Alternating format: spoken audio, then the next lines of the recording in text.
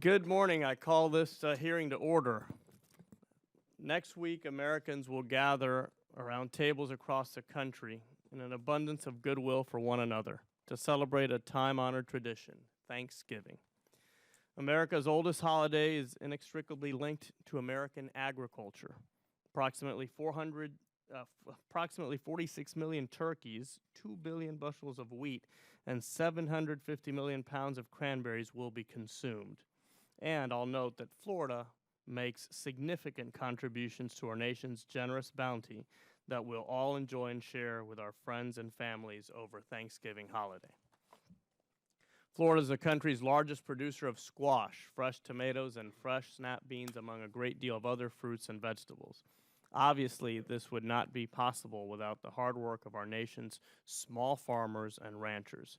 So I think it's fitting time that this subcommittee is discussing legislation that will help ensure that they have access to federal programs and are given appropriate consideration by federal agencies.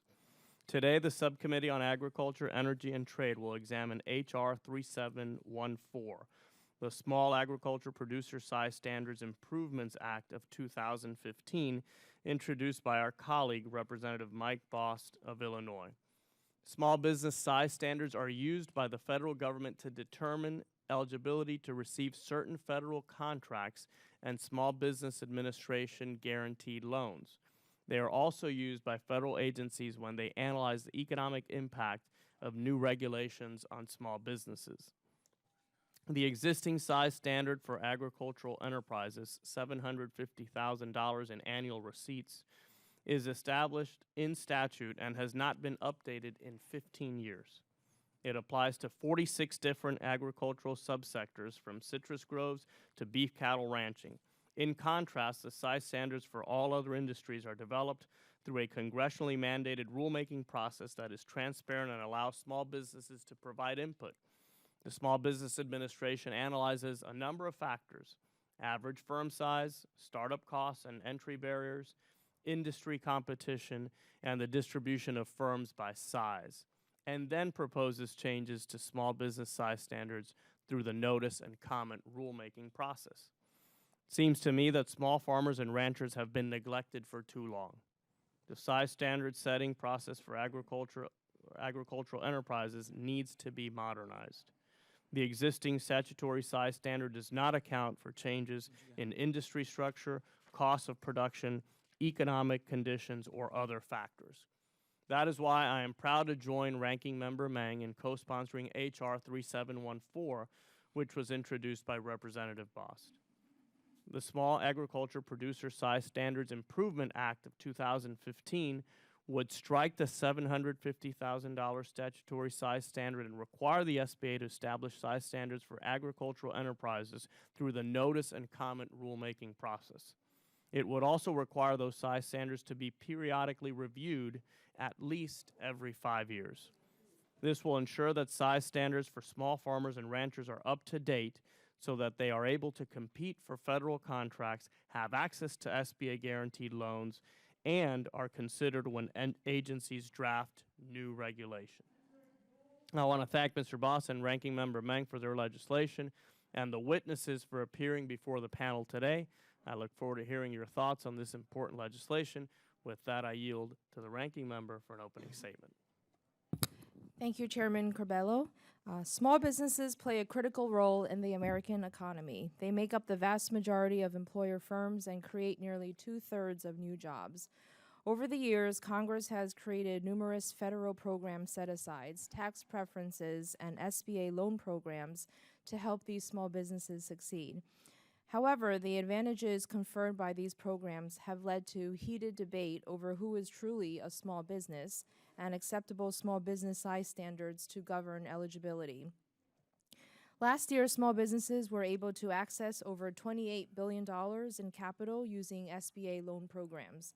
Many businesses used loan proceeds to keep their doors open, retain employees, and create new jobs.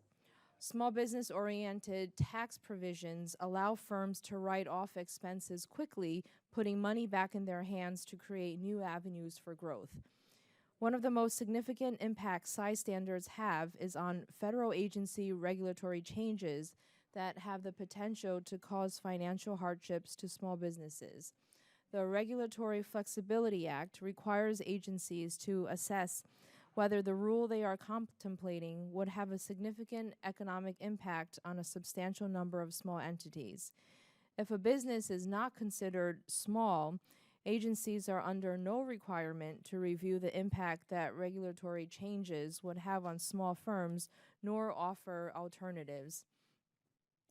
Generally, SBA is tasked with defining size standards that establish eligibility for its programs and the applicability of RegFlex. While the agency has crafted size standards for over 1,100 individual industries, agriculture has been exempted. Instead, Congress has set a rigid gross revenue-based standard for all agriculture industries. Unfortunately, the standard has not been adjusted since it was statutorily set to $750,000 in the year 2000 and is now woefully out of date. Since Congress took over setting the standard, agricultural production has shifted dramatically. The midpoint for crops has grown 88% from 589 acres to 1,105, and as of 2011, farms with at least 2,000 acres now account for 34.2% of cropland. Additionally, with the advent of new technologies, many operating agricultural businesses have been able to increase their production rates. Yet during this time, there has also been a reduction in the number of small and mid-sized farms as crops have been consolidated or absorbed by larger farms. According to research by the U.S. Department of Agriculture, the number of farms with at least $1 million in sales grew from 24% of the value agricultural production in 1982 to 59% in 2007. During this period, small commercial farms with $10,000 to $250,000 in sales fell by 2/3. Properly determining small farm size standards is particularly important for New Yorkers. Most of the farming in my home state of New York occurs on smaller farms, and this discrepancy across the various sectors of the agriculture industry limits opportunities. The Small Agriculture Producer Size Standards Improvement Acts, introduced by Congressman Bost, Chairman Corbello, and myself, will eliminate the outdated size standard in the year 2000. The bill gives the SBA the authority to tailor standards to the wide variety of agricultural businesses across our country. What is small for a cattleman is not the same for fresh produce producers or dairy farmers. Our bill will require SBA to apply their current methodology, solicit feedback from industry stakeholders, and implement specific standards that can be tweaked periodically to respond to changes in the industry. Today, we'll examine how the current size standards is impacting small farms in the real world. We'll discuss how H.R. 3714 will help bring agricultural size standards into the 21st century. It's my hope that H.R. 3714 will give the SBA the tools necessary to set size standards for those in agricultural production that are reflective of their industries, while ensuring that adjustments are done with careful consideration as to the effects on smaller farms. In advance of the testimony, I want to thank all the witnesses who traveled here today for both their participation and insights into this important topic. Welcome, Congressman Bost. Thank you, and I yield back, Mr. Chairman. Thank you, Ms. Meng. If committee members have an opening statement prepared, I ask that they be submitted for the record. I'd like to take a moment to explain the timing lights for all of you. You will each have 5 minutes to deliver your testimony. The light will start out as green. When you have 1 minute remaining, the light will turn yellow. Finally, at the end of your 5 minutes, it will turn red, and I ask that you try to adhere to that time limit. Our witness for the first panel is someone we know quite well around here, the Honorable Mike Bost from Illinois. As a member of both the House Committee on Small Business and the House Committee on Agriculture, Mr. Bost has worked hard in Congress for small and family-owned farms. Last month, Mr. Bost introduced H.R. 3714, the Small Agriculture Producer Size Standards Improvements Act of 2015. in an effort to ensure farms have access to the small business programs that help many of them blossom. Mr. Bost, we look forward to your testimony. You are now recognized for 5 minutes. Thank you, Chairman Cabello and Ranking Member Ming. Thank you for inviting me to testify here today on the Small Agricultural Producers Size Standards Improvement Act. My comments will be brief for the sake of everybody's time and so that we can begin hearing from the panelists that are behind us and are on the next panel. You know, President Eisenhower once said, "Farming looks mighty easy when the plow is a pencil and you're 1,000 miles from a cornfield." Unfortunately, the quote is accurate for describing the statutory established size standards for agricultural producers. Agricultural production is an important contribution to the American economy. According to the USDA, the total value of farm products exceeds $390 billion, and the agricultural industry supports 16 million domestic jobs. Farmers and ranchers provide the food, fiber, and fuel that is critical to our daily lives. Family-owned farms still account for a majority of farms and ranches in the United States. However, the advent of new technology has greatly increased productivity, leading to a lower price for many commodities. This pressure on commodity prices are expected to grow as newer technologies are adopted. Farming and ranching are a low-margin industry.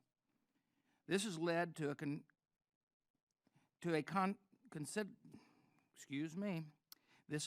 consolidation of many single-family owned operators and operations into a larger multi-family owned operations. But these operations remain small businesses. Unfortunately, the current small business size standard for agriculture has been set in statute and is outdated. The standard is too low for a vast majority of farms and ranches to participate in potential government contracting and subcontracting opportunities. In addition, the stationary standard has no rational basis. It appears that the numbers were just picked out of the air by some previous Congress. In the 30 years since its enactment, the statutory size standard, the Small Business Administration has significantly improved its process for determining small business size standards. This should address whatever issue previous Congresses had when it established the statutory size standard. I believe it is important that Congress and the federal agencies promote consistency in policymaking. My legislation will help to ensure that consistency. Once again, Chairman Cabello and Ranking Member Ming, I want to thank you for holding today's hearing and for being original co-sponsors of that bill. I also want to thank and welcome your questions now, and I'd be glad to answer any questions. Thank you, Representative Bost. I have a long list of questions. Oh, good. I was looking forward to those. I understand you have another important meeting that you have to get to. Is there anything else that you'd like to add for the record? I want to thank you for bringing this up before the subcommittee, and I would encourage everybody for an aye vote to try to move it on to the full committee. Thank you. Again, I'd like to thank Representative Bost for testifying before the subcommittee this morning, and now we'll pause for a moment to have the second panel seated. Thank you.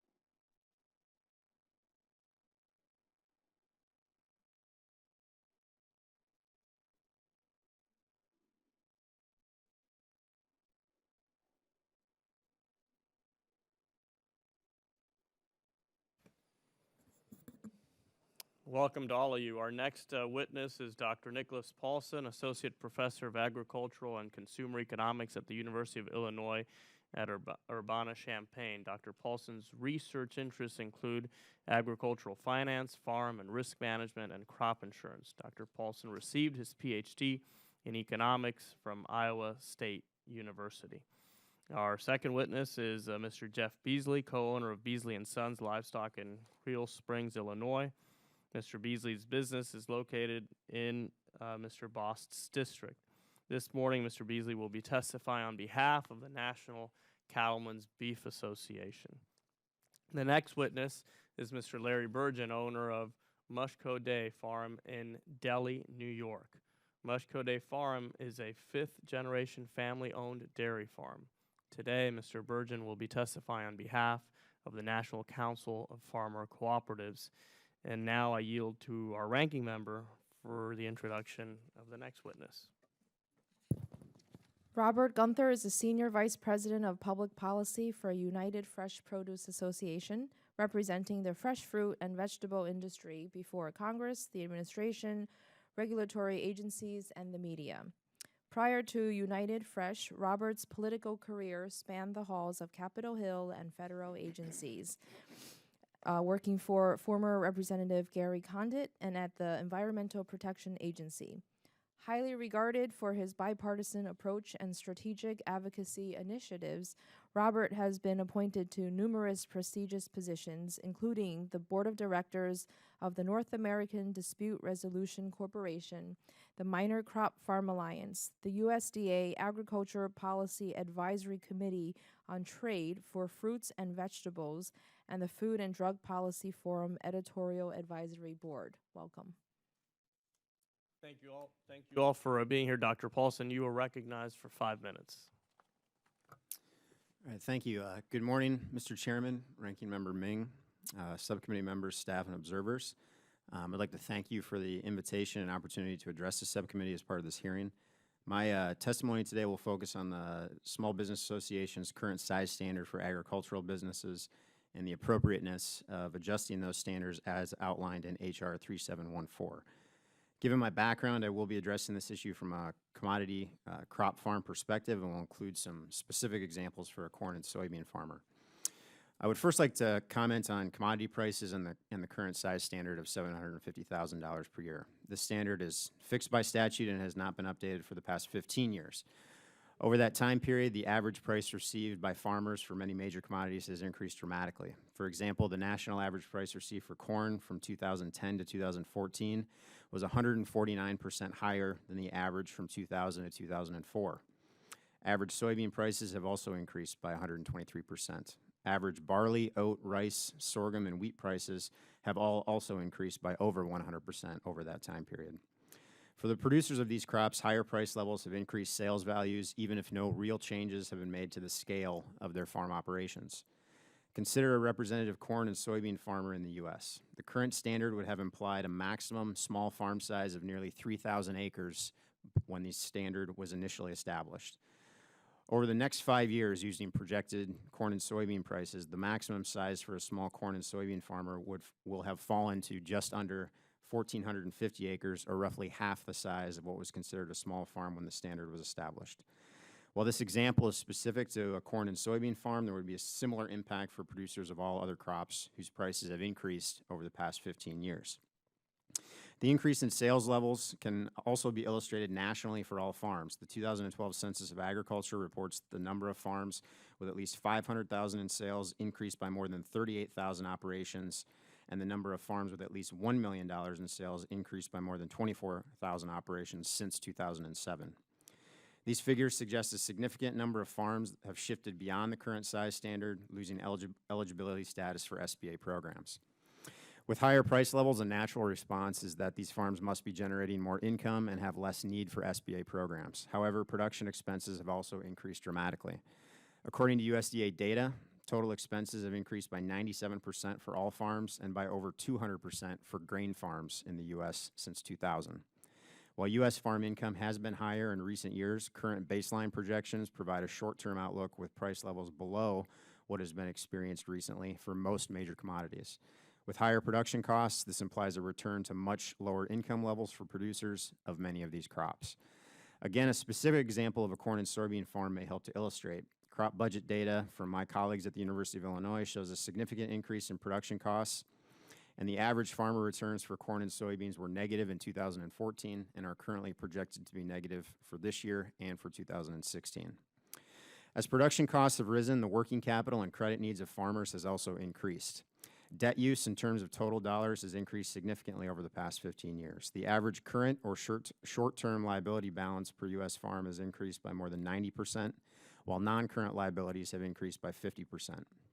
The increase in debt use on U.S. grain farms is even more pronounced, with an increase of over 200% since 2000. This provides yet another reason to carefully consider the size standard, as the current definition could severely limit eligibility for SBA programs during a time of critical need for a significant number of farm operations. Finally, I'd like to make the committee members aware of the precedent for adjustments to sales-based size definitions used in agriculture. In 2010, the USDA revised the definitions of their size typology categories to reflect the structural changes which had occurred over the preceding 15 years. The large family farm threshold was increased to $1 million per year in sales, shifting more than 64,000 operations into the small farm typology category. The main justification cited for this revision was a significant increase of 41% in the producer price index from 1995 to 2010. The PPI for farm products has further increased by more than 16% since 2010.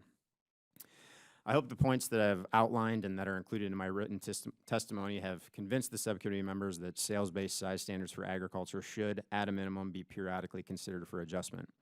Higher commodity prices have significantly increased sales levels for U.S. farms, and production expenses and debt needs have also been on the rise. Thus, it is critical to have an appropriate definition in place for small agricultural businesses to ensure continued access to and eligibility for SBA programs.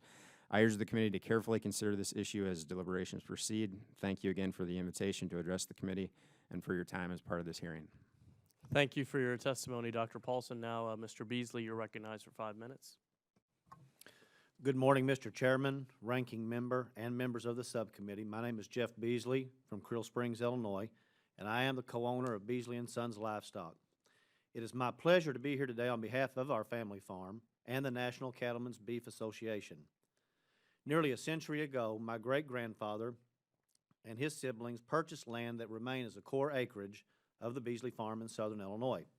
The farm was passed down to my grandfather and my father, and over 20 years ago, I joined the family farm. Raising beef cattle is a way of life that we love, but we must also be financially successful to continue our family's legacy. Our farm has grown and expanded significantly over the years. Depending on the year and circumstances, we have been caring for anywhere between 2,000 to 4,000 head of cattle per year on several hundred acres of our own land, in addition to leasing and managing 2 other farms. The changes to agriculture in my lifetime have been overwhelming and hard to fathom, to say the least. As any business, I must accept the reality that we are in a family business, and to sustain the business, we have to earn a profit on what we have invested. I truly believe that farming and ranching is the quintessential small business, and we should be recognized as such in regards to business regulations that can greatly impact us. The amount of capital that we are required to manage these days is almost mind-boggling. Cost of production have soared. It takes a good amount of equipment and facilities to manage and care for the cattle, and that comes at a hefty price tag. Feed cost, grass and crop seedings, fencing, equipment, maintenance, and labor costs all add up significantly, not to mention the cost of purchasing cattle. While I consider a cattle operation the size and structure of ours as a small business, the dollars that we must spend and manage far exceed what Congress considers an agricultural small business. The current definition is not reflective of today's agricultural industry and limits our ability to operate on a level similar to other non-agricultural businesses. For us to be able to pass along the family farm, we need regulations that are modernized, fair and equitable, and that is what I'm seeking today.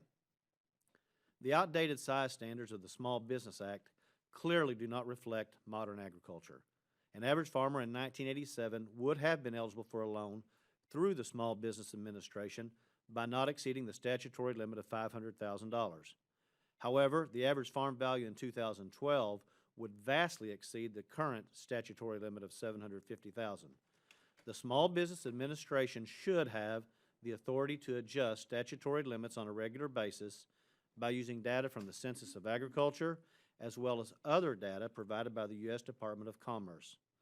American agriculture is a prime example of an industry that has evolved to meet market demands by embracing technology, making necessary investments, overcoming natural disasters, and becoming more efficient than previous generations.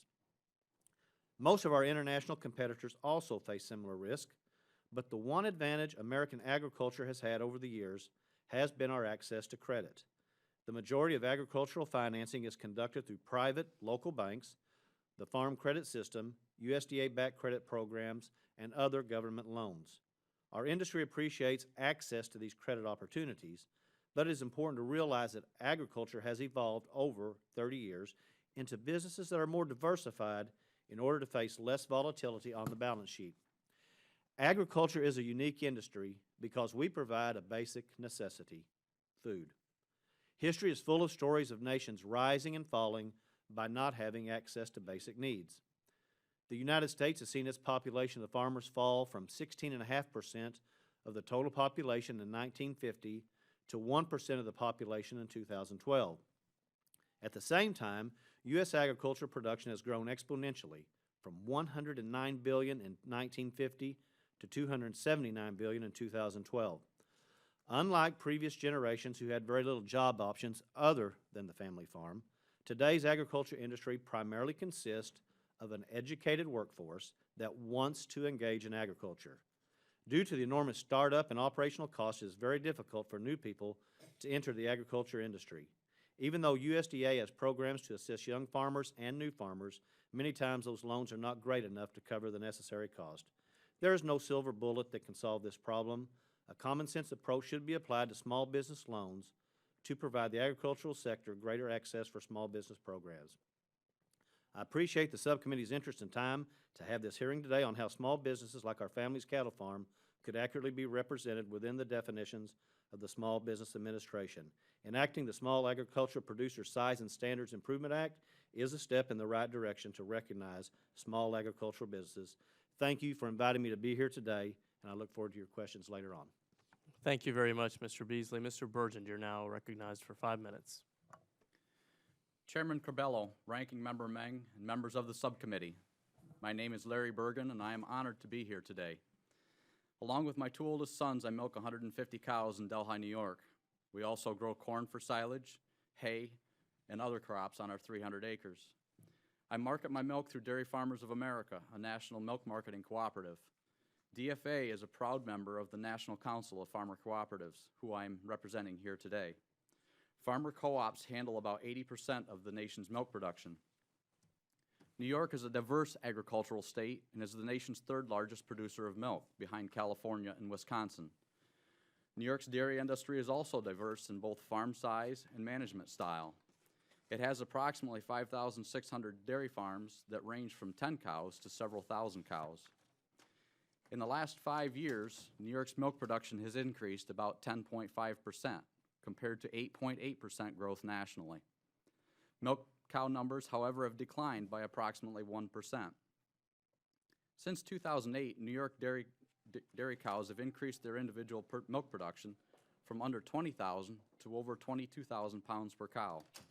Producing more milk with less cows is due to better herd management and efficiencies gained through better genetics and feed rations. This is a trend we have experienced on our dairy over the past several decades, as well as nationally. USDA's average milk production numbers demonstrate the industry's increased efficiency. In 1970, the U.S. dairy herd of 12 million cows was spread across nearly 650,000 dairy farms. That herd produced approximately 10,000 pounds of milk per cow per year. In 2012, 9.2 million cows residing on less than 60,000 dairy farms produced more than double that amount. This increase in productivity means that farms that were once considered small may be too large to qualify for Small Business Administration loan programs. The dairy industry and my farm's success year over year are dependent on a number of factors I've outlined in my written testimony. but I would like to note that increased production costs over the past 20 years have been driven by higher input, labor, and land costs. Because of those varied factors, on-farm income varies from year to year. In 2009, the dairy industry went through a period of historic low milk prices. Dairy farms struggled, and a farm my size would have qualified for SBA benefits. Jump to 2014. Record high milk prices would have pushed my farm above the SBA threshold. In comparison with farms in New York and other parts of the country, my dairy would be considered a smaller operation. But the growing efficiency of the dairy herd and volatility of milk prices would sometimes skew my farm's status with the SBA.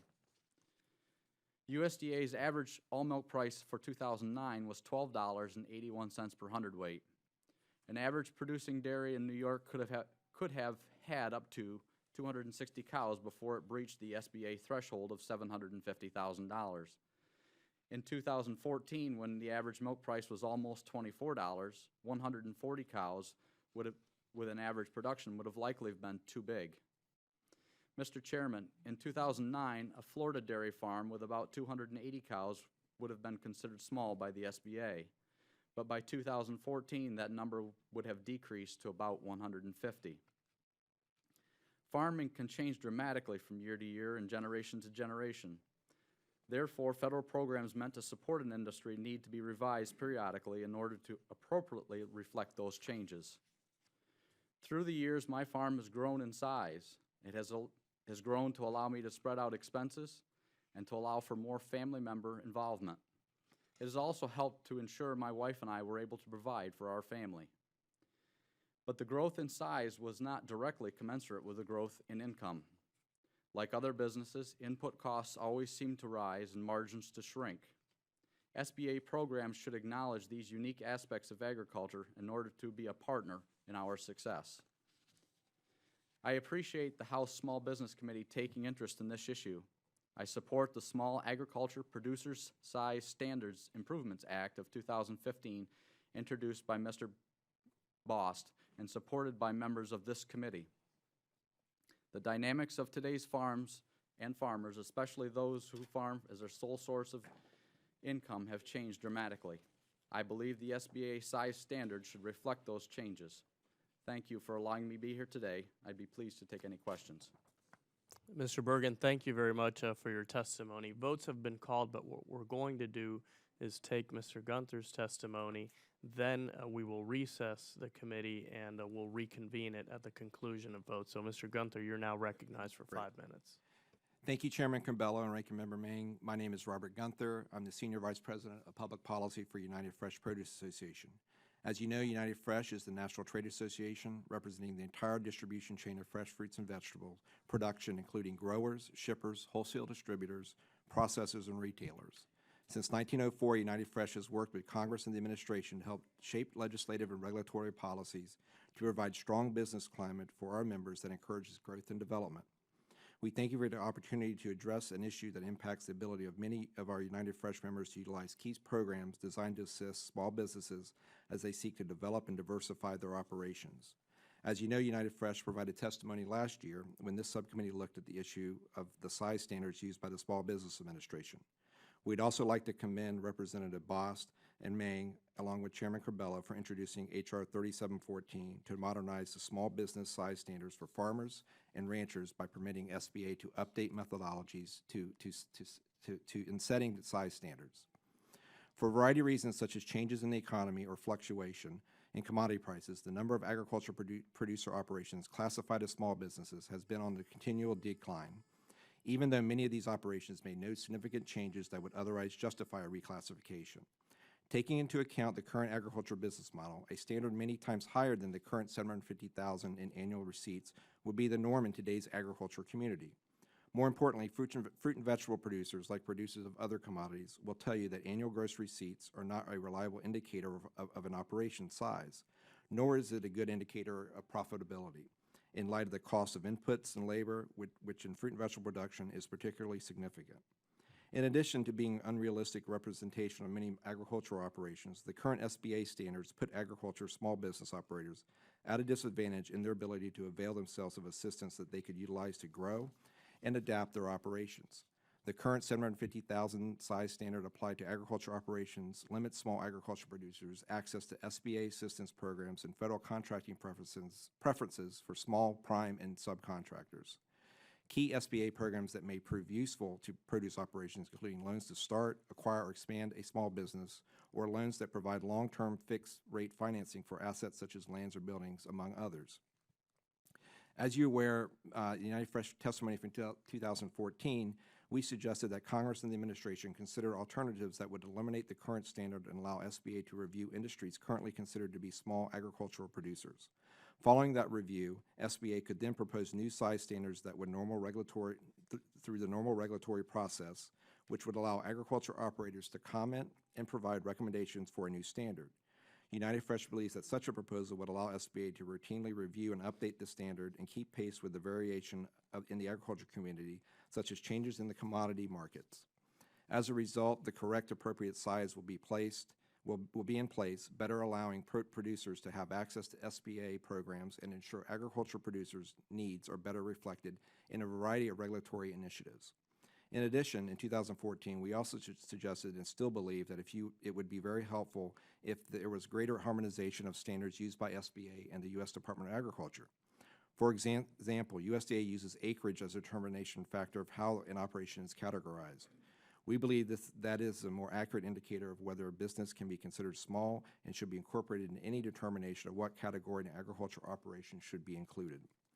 While we still believe that such initiative by SBA would bring about needed changes to size standards that apply to farmers and ranchers, we also believe that H.R. 3714 would also result in a much-needed modernization of agriculture size standards that reflect present-day farm operations and the current farm economy, and we support its passage.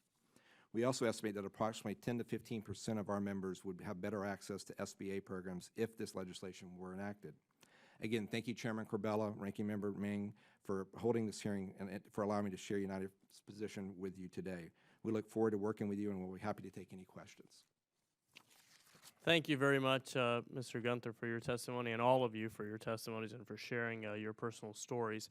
After votes, we will open it up to member questions. I assume we will be back sometime around 11:20, perhaps 11:20, 11:30 at the latest, hopefully. So with that, we'll adjourn, and we will reconvene after votes.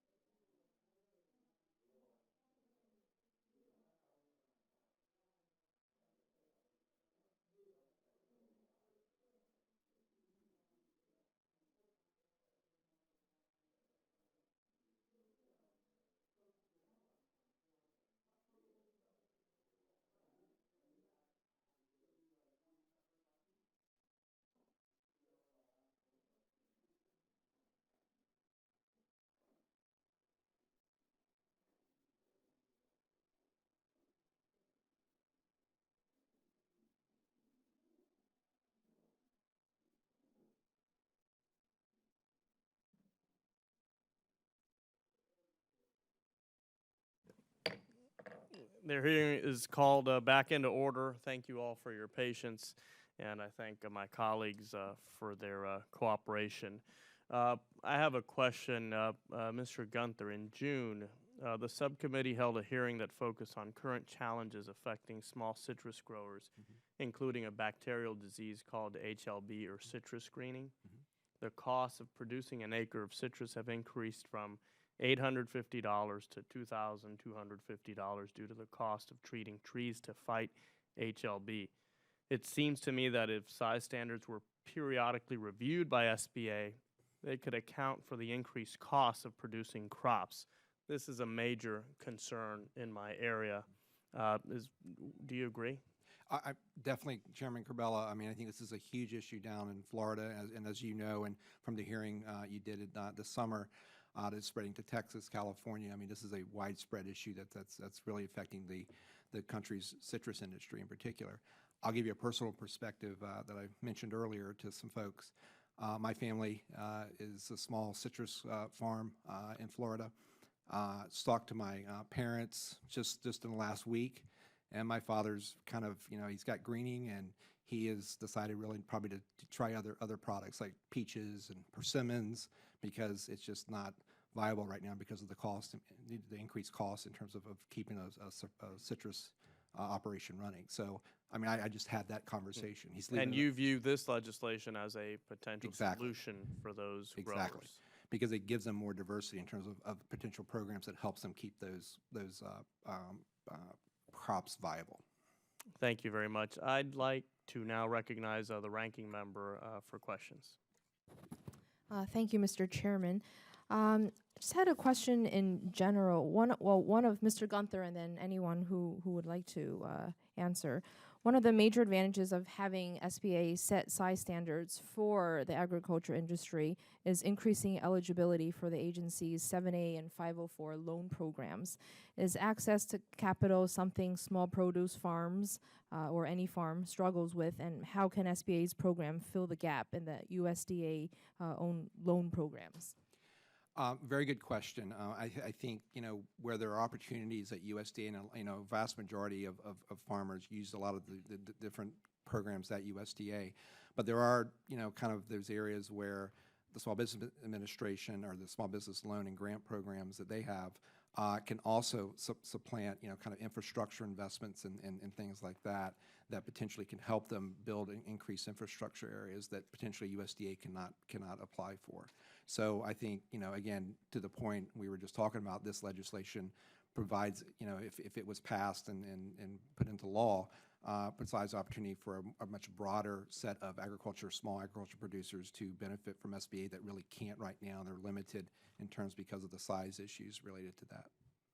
Does anyone else? I would address that. In my statement, I mentioned that, we have access, all in agriculture, to private local banks, Farm Credit, and USDA, for example. However, this would give us an alternative, an additional option. One thing that we have found, and we deal with local banks, local community banks, access to financing is more difficult now than it used to be, and that is primarily because of federal regulations on the banking industry affecting the smaller banks. So because their hands are I will say tied to some extent, and they have trouble dealing with the regulations, that's sort of passed on to the farmers like myself and Larry in having to deal with these banks. So not that we still don't have that opportunity, but being able to work with the SBA would give us an additional option that I think could prove to be very beneficial. I'd like to comment on that as well. I think the SBA would be able to offer producers help in developing business plans and such for expansions or moving into on-farm processing or on-farm marketing as well. The last time SBA was in control of agricultural size standards, it tried to reduce the definition to just 100,000 in revenue, which prompted Congress to step in. What's your level of confidence that the SBA would do a better job this time around? And if you had a wish list, what's your advice to give them to ensure that your industries are accurately assessed? I'd like to speak to that. I believe that each one of the agricultural industries is very unique in its scope and size of operations, and therefore the standards should be reviewed for each one of those industries to give each producer in each one of those industries the access to the SBA funding and counseling that's available. I would agree with this statement. What we see is that we just have so many restrictions now, and this, for example, let's say that we wanted to diversify our family operation. If we want to go through Farm Credit, they're focused on agriculture only. But let's say that my family wanted to take its beef operation and expand, maybe do retail, restaurant, grocery, whatever. Through Farm Credit, that might not be a possibility. With SBA, we could possibly work with them. So that, again, gives us more opportunities to diversify and have additional finance. So again, I just think that would be truly a good benefit for us.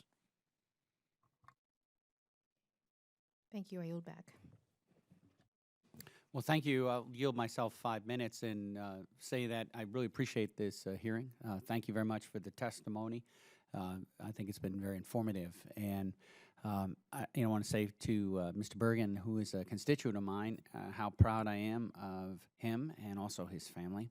I think farmers represent all that's good in our country, and I think you made a very compelling case why sticking with 750,000 doesn't make sense. Just because, as you pointed out, just given the business cycle of what the hundredweight is going for, you'll either be eligible or not eligible potentially several times in 1 year. So that's really not the level of certainty that we want to have for our business plans going forward. My question is, for the record, I would love to hear from Mr. Bergen and Mr. Beasley to talk about how you leverage federal programs in general, because I think this is very important for the American people to hear the public-private partnership. I think it's very important. Independent nation needs to be able to grow and consume, ideally locally, but certainly produce its own food. And that's one of the reasons why we work so hard on a farm bill, which we do in collaboration with small business. But I think it would be worthwhile to hear from both of you how you engage federal programs to ensure the viability of your programs. We'll begin with Mr. Bergen and then Mr. Beasley. Well, our farm accesses federal programs mainly through the MPP program at this point. It provides us with an insurance for our business.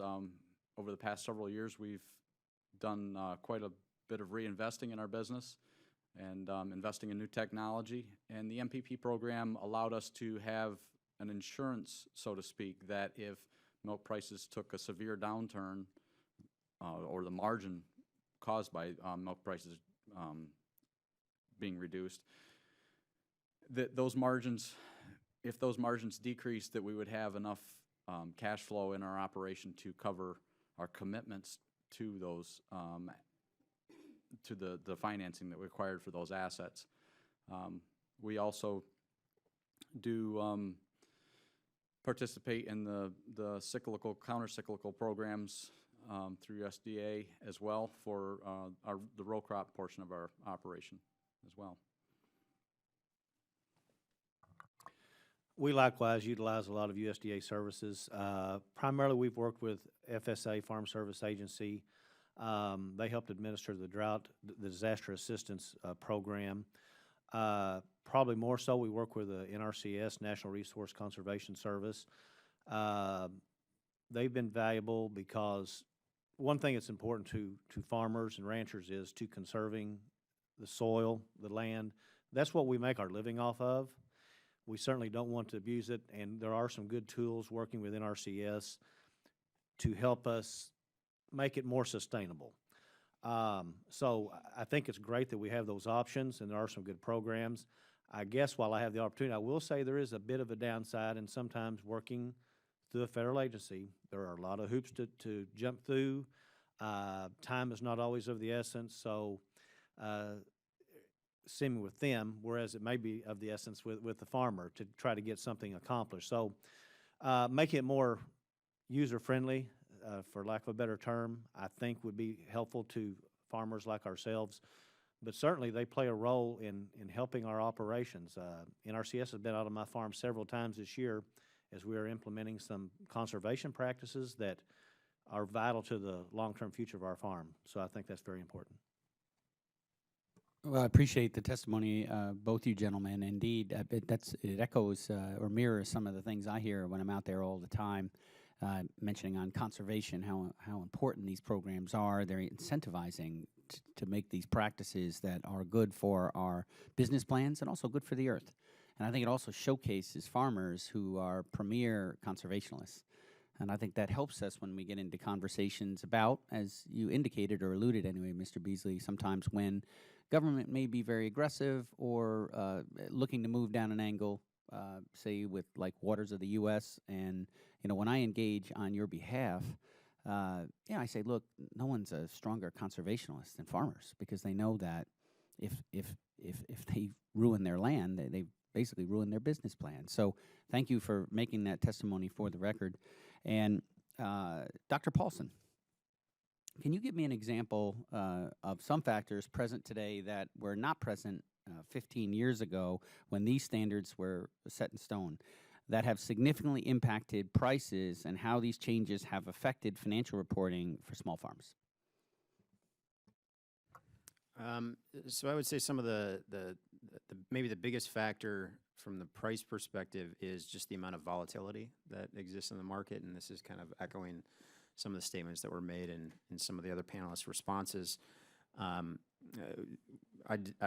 covered how price levels have increased for many major commodities, but it's really the level at which we can see those prices vary. And your comment about how dairies may move in and out of the standard within a year, that's very true for crop producers as well. So some of the market factors that I think have been big for crop production would be some areas of additional demand that have been created both on the export side and for some alternative domestic uses for crops, and that's created higher competition for land across all commodities and just increased that volatility factor in addition to moving market prices up.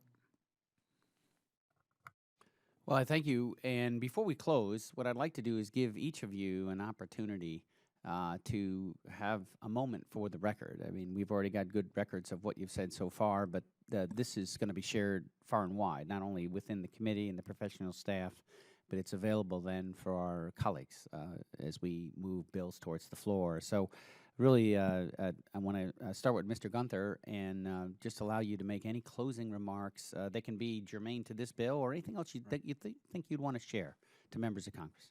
Well, I usually have a lot to share with members of Congress, but I do want to thank the committee, for allowing us to testify, allowing to hear from producers across the country, different parts of agriculture. This issue is very important to a lot of producers and a lot of people within the agriculture community. Trying to make sure good common sense legislation is passed that helps our federal regulatory agencies, really address key issues that are important to us.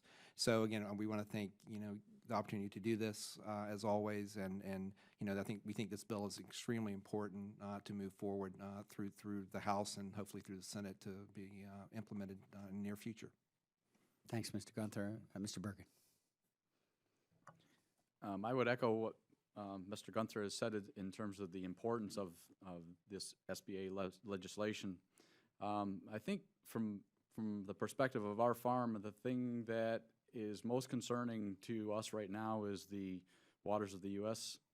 That the EPA is imposing upon us. And quite frankly, I don't know about Mr. Beasley, but on our farm, that scares us half to death because of what it could do to our operation.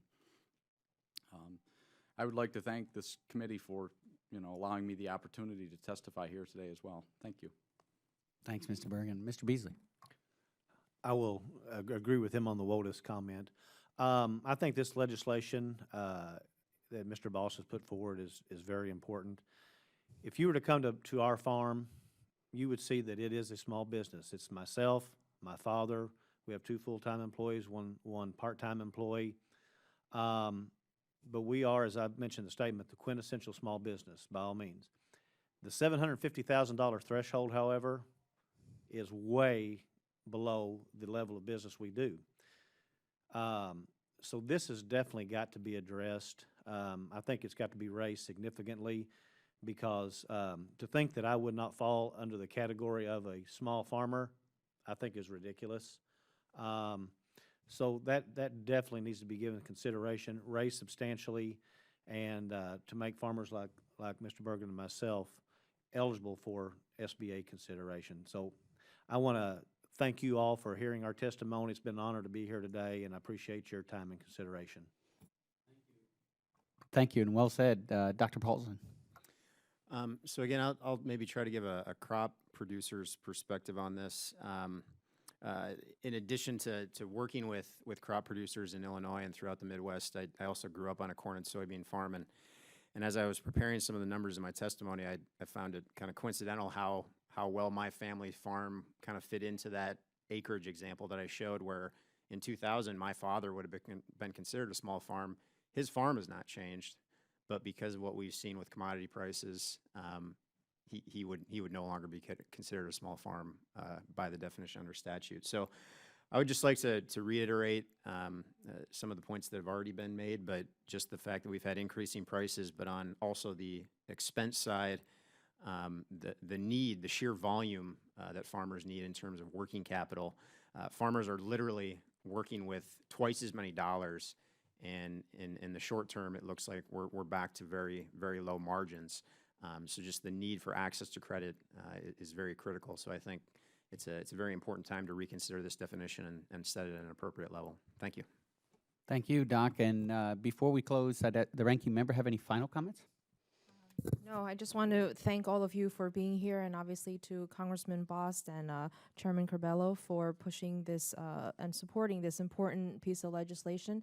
As a New York City member, I obviously don't have farms in my district, but as a New Yorker and as a mom of 2 children, I thank you for your work. Well, that's awesome, and we appreciate that very much. We show a united front on all of this. And I want to thank all the witnesses for taking time away from their businesses to participate in today's hearing. It was indeed very informative. I am proud to be a co-sponsor as well, and I know the chairman, the ranking member, will be recommending to Chairman Chabot that the Committee on Small Business mark up H.R. 3714 as soon as possible. And I ask unanimous consent that members have 5 legislative days to submit statements and supporting materials for the record. Without objection, so ordered. And I also would like to wish all the panelists here a very happy Thanksgiving. We certainly are very thankful for you. And with that, this hearing is adjourned. All right, thanks. Good to be with you. Thanks for your great work. Thank you so much. It was.